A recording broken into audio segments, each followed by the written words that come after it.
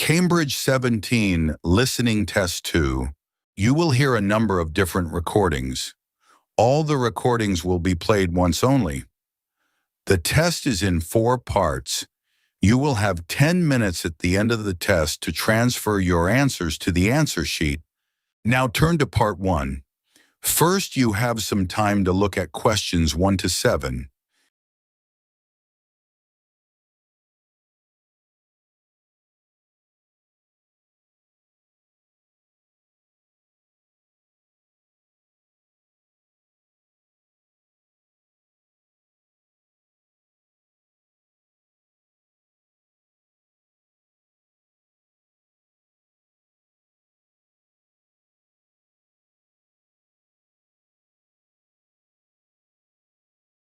Now listen and answer questions 1 to 7. Hello, Jane Fairbanks speaking. Oh, good morning. My name's Frank Pritchard. I've just retired and moved to Southo. I'd like to become a volunteer, and I gather you coordinate voluntary work in the village? That's right. What sort of thing could I do? Well, we need help with the village library. We borrow books from the town library, and individuals also donate them. So one thing you could do is get involved in collecting them, if you've got a car, that is. Yes, that's no problem. The times are pretty flexible, so we can arrange it to suit you. Oh, another thing is the records that we keep of the books we're given, and those we borrow and need to return to the town library. It would be very useful to have another person to help keep them up to date. Right. I'm used to working on a computer. I presume they're computerized? Oh, yes. Is the library purpose-built? I haven't noticed it when I've walked around the village. No, we simply have the use of a room in the village hall. The West Room. It's on the left as you go in. Oh, I must go and have a look inside the hall. Yes, it's a nice building. Do you run a lunch club in the village for elderly people? I know a lot of places do. Yes, we have a very successful club. I could help with transport, if that's of any use. Oh, definitely. People come to the club from neighbouring villages, and we're always in need of more drivers. And does the club have groups that focus on a particular hobby too? I could get involved in 1 or 2, particularly if there are any art groups. Excellent. I'll find out where we need help and get back to you. Fine. What about help for individual residents? Do you arrange that at all? Yes, we do it as a one-off. Oh, in fact, there's Mrs. Carroll. She needs a lift to the hospital next week, and we're struggling to find someone. When's her appointment? On Tuesday. It would take the whole morning. I could do that? Oh, that would be great. Thank you. And also next week, we're arranging to have some work done to Mr. Salisbury's house before he moves, as he isn't healthy enough to do it himself. We've got some people to decorate his kitchen, but if you could do some weeding in his garden, that would be wonderful. OK, I'd enjoy that. And presumably the day and time are flexible? Oh, yes. Just say when would suit you best, and we'll let Mr. Salisbury know. Good. Before you hear the rest of the conversation, you have some time to look at questions 8 to 10.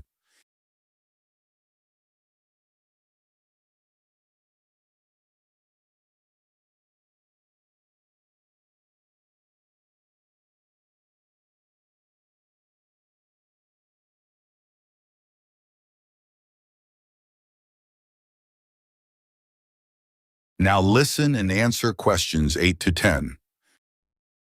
The volunteers group also organises monthly social events, which is a great way to meet other people, of course.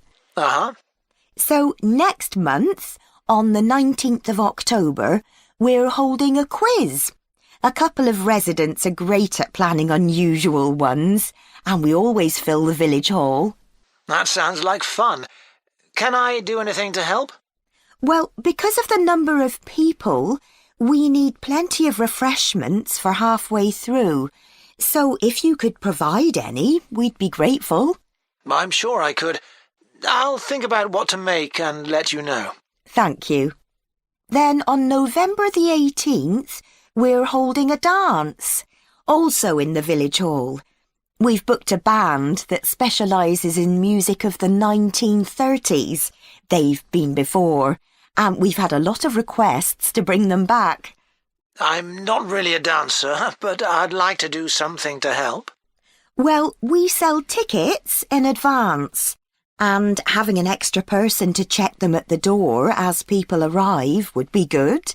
It can be quite a bottleneck if everyone arrives at once.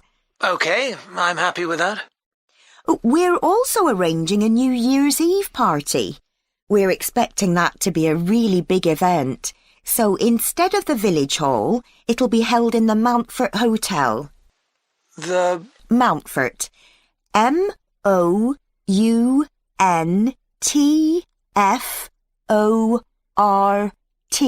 Hotel. It isn't in Southo itself, but it's only a couple of miles away. The hotel will be providing dinner, and we've booked a band. The one thing we haven't got yet is a poster. That isn't something you could do by any chance, is it? Well, actually, yes. Before I retired, I was a graphic designer, so that's right up my street. Oh, perfect. I'll give you the details, and then perhaps you could send me a draft? Of course. That is the end of part 1. You now have half a minute to check your answers.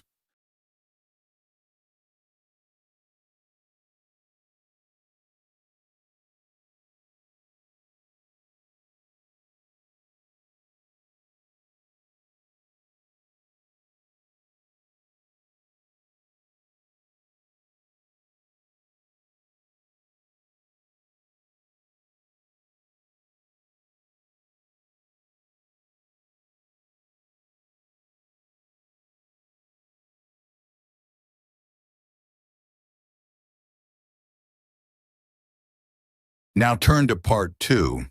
First, you have some time to look at questions 11 to 14.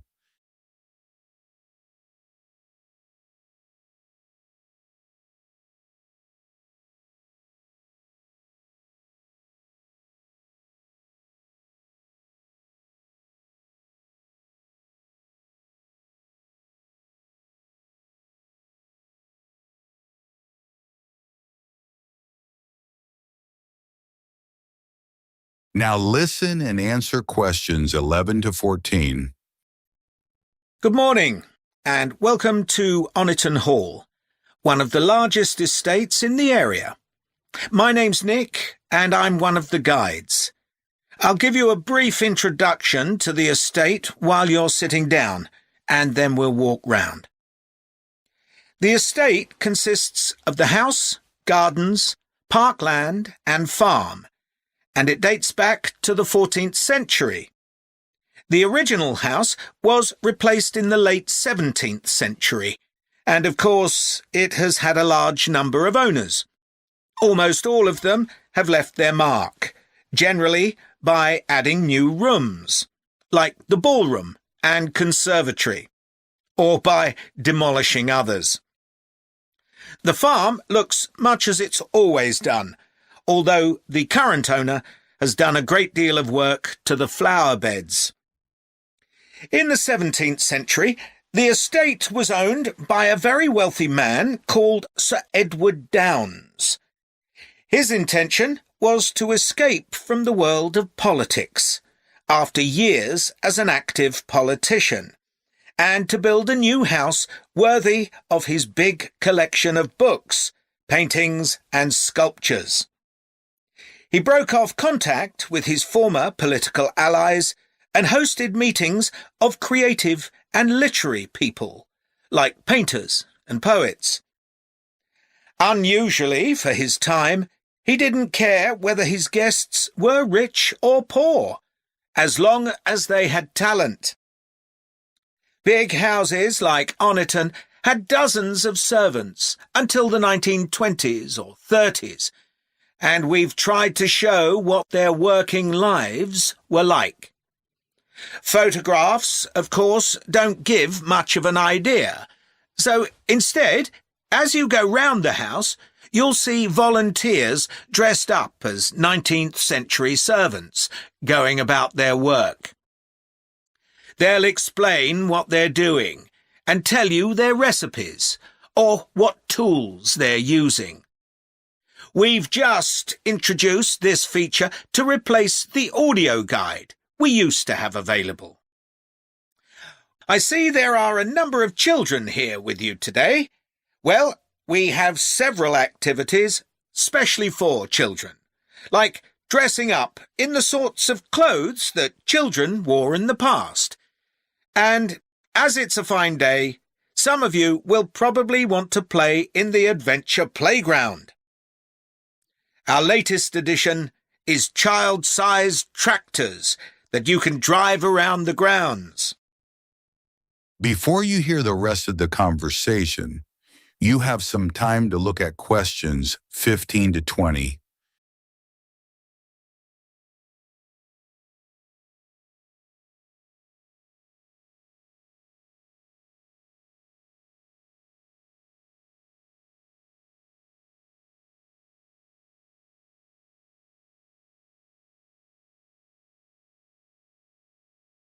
Now listen and answer questions 15 to 20. We'll also be going into the farm that's part of the estate, where there's plenty to do. Most of the buildings date from the 18th century, so you can really step back into an agricultural past. Until recently, the dairy was where milk from the cows was turned into cheese. It's now the place to go for lunch, or afternoon tea, or just a cup of coffee and a slice of homemade cake. The big stone building that dominates the farm is the large barn, and in here is our collection of agricultural tools. These were used in the past to plough the earth, sow seeds, make gates, and much more. There's a small barn, also made of stone, where you can groom the donkeys and horses to keep their coats clean. They really seem to enjoy having it done, and children love grooming them. The horses no longer live in the stables, which instead is the place to go to buy gifts, books, our own jams and pickles, and clothes and blankets made of wool from our sheep. Outside the shed, which is the only brick building, you can climb into a horse-drawn carriage for a lovely, relaxing tour of the park and farm. The carriages are well over 100 years old. And finally, the parkland, which was laid out in the 18th century with a lake and trees that are now well established. You'll see types of cattle and sheep that are hardly ever found on farms these days. We're helping to preserve them, to stop their numbers falling further. OK, well, if you'd like to come with me, we will start. That is the end of part 2. You now have half a minute to check your answers.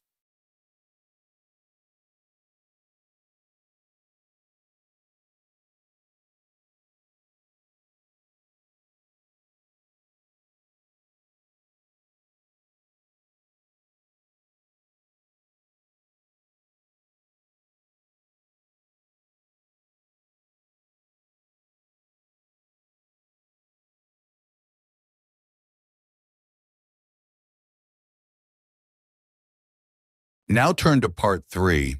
First, you have some time to look at questions 21 to 22.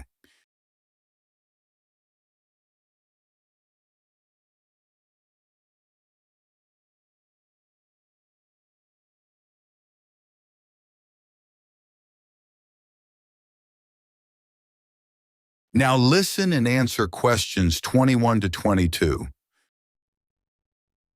Did you make notes while you were watching the performances of Romeo and Juliet, Gemma? Yes, I did.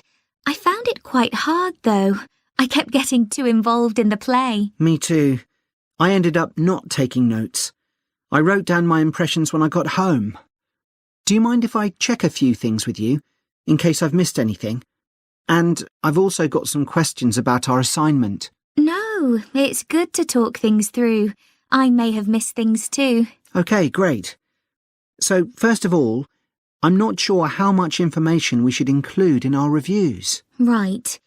Well, I don't think we need to describe what happens, especially as Romeo and Juliet is one of Shakespeare's most well-known plays. Yeah, everyone knows the story. In an essay, we'd focus on the poetry and Shakespeare's use of imagery, etc., but that isn't really relevant in a review.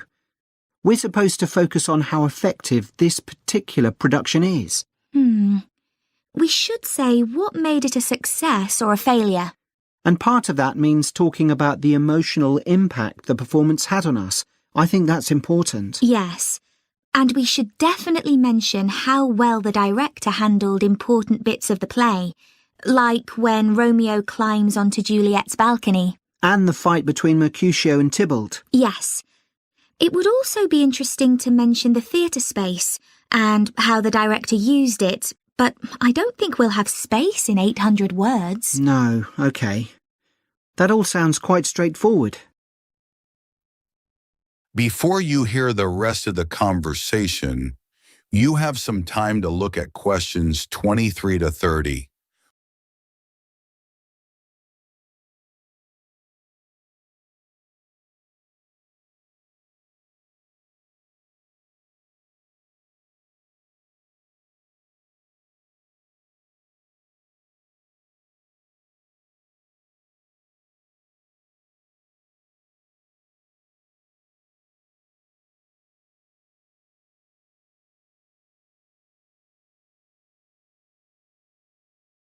Now listen and answer questions 23 to 30. So, what about the Emporium Theatre's production of the play? I thought some things worked really well, but there were some problems too. Yeah. What about the set, for example? I think it was visually really stunning. I'd say that was probably the most memorable thing about this production. You're right. The set design was really amazing. But actually, I have seen similar ideas used in other productions. What about the lighting? Some of the scenes were so dimly lit, it was quite hard to see. I didn't dislike it. It helped to change the mood of the quieter scenes. That's a good point. What did you think of the costumes? I was a bit surprised by the contemporary dress, I must say. Yeah, I think it worked well, but I'd assumed it would be more conventional. Me too. I liked the music at the beginning, and I thought the musicians were brilliant, but I thought they were wasted because the music didn't have much impact in Acts 2 and 3. Yes, that was a shame. One problem with this production was that the actors didn't deliver the lines that well. They were speaking too fast. It was a problem, I agree. But I thought it was because they weren't speaking loudly enough, especially at key points in the play. I actually didn't have a problem with that. It's been an interesting experience watching different versions of Romeo and Juliet, hasn't it? Definitely. It's made me realise how relevant the play still is. Right. I mean, a lot's changed since Shakespeare's time, but in many ways nothing's changed. There are always disagreements and tension between teenagers and their parents. Yes, that's something all young people can relate to, more than the violence and the extreme emotions in the play. How did you find watching it in translation? Really interesting. I expected to find it more challenging, but I could follow the story pretty well. I stopped worrying about not being able to understand all the words and focused on the actors' expressions. The ending was pretty powerful. Yes, that somehow intensified the emotion for me. Did you know Shakespeare's been translated into more languages than any other writer? What's the reason for his international appeal, do you think? I was reading that it's because his plays are about basic themes that people everywhere are familiar with. Yeah, and they can also be understood on different levels. The characters have such depth. Right, which allows directors to experiment and find new angles. That's really important because... That is the end of part 3. You now have half a minute to check your answers.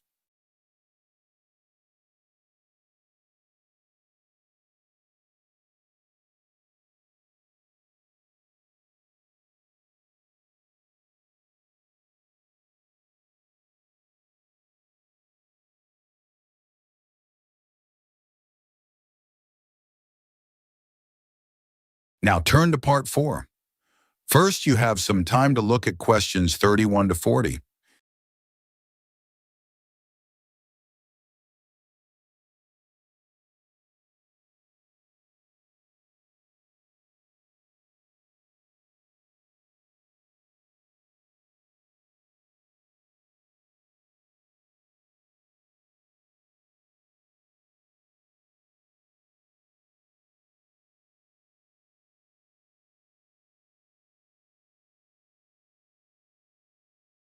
Now listen and answer questions 31 to 40.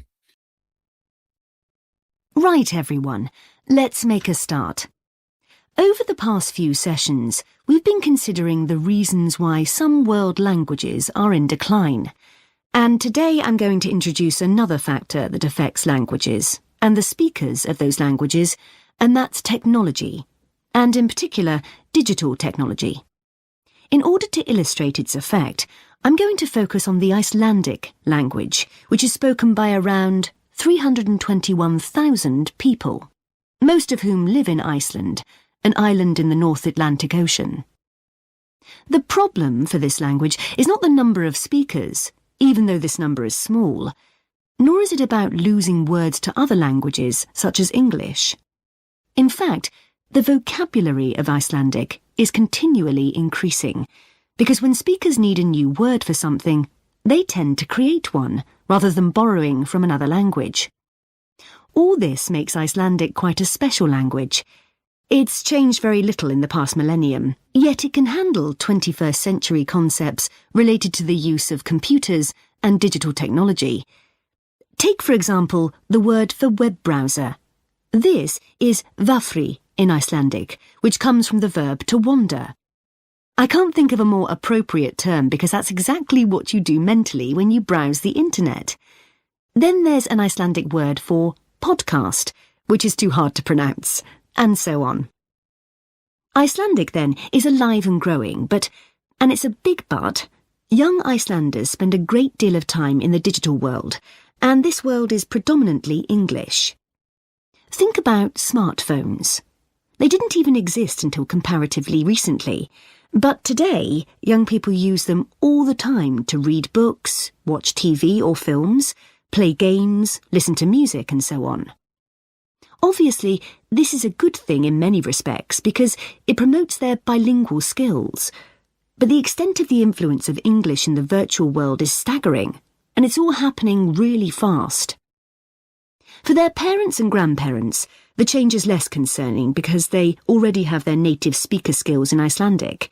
But for young speakers, well, the outcome is a little troubling. For example, teachers have found that playground conversations in Icelandic secondary schools can be conducted entirely in English, while teachers of much younger children have reported situations where their classes find it easier to say what is in a picture using English rather than Icelandic.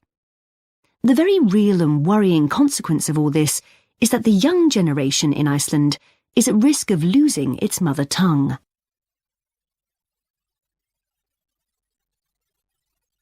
Of course, this is happening to other European languages too.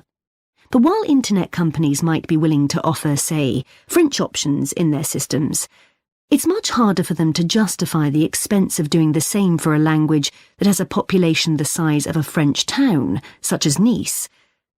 The other drawback of Icelandic is the grammar, which is significantly more complex than in most languages. At the moment, the tech giants are simply not interested in tackling this.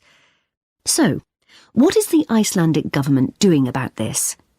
Well, large sums of money are being allocated to a language technology fund that it is hoped will lead to the development of Icelandic-sourced apps and other social media and digital systems. But clearly this is going to be an uphill struggle. On the positive side, They know that Icelandic is still the official language of education and government. It has survived for well over 1,000 years, and the experts predict that its future in this nation-state is sound and will continue to be so. However, there's no doubt that it's becoming an inevitable second choice in young people's lives. This raises important questions. When you consider how much of the past is tied up in a language, will young Icelanders lose their sense of their own identity? Another issue that concerns the government of Iceland is this. If children are learning 2 languages through different routes, neither of which they are fully fluent in, will they be able to express themselves properly? That is the end of part 4. You now have 10 minutes to transfer your answers to the answer sheet.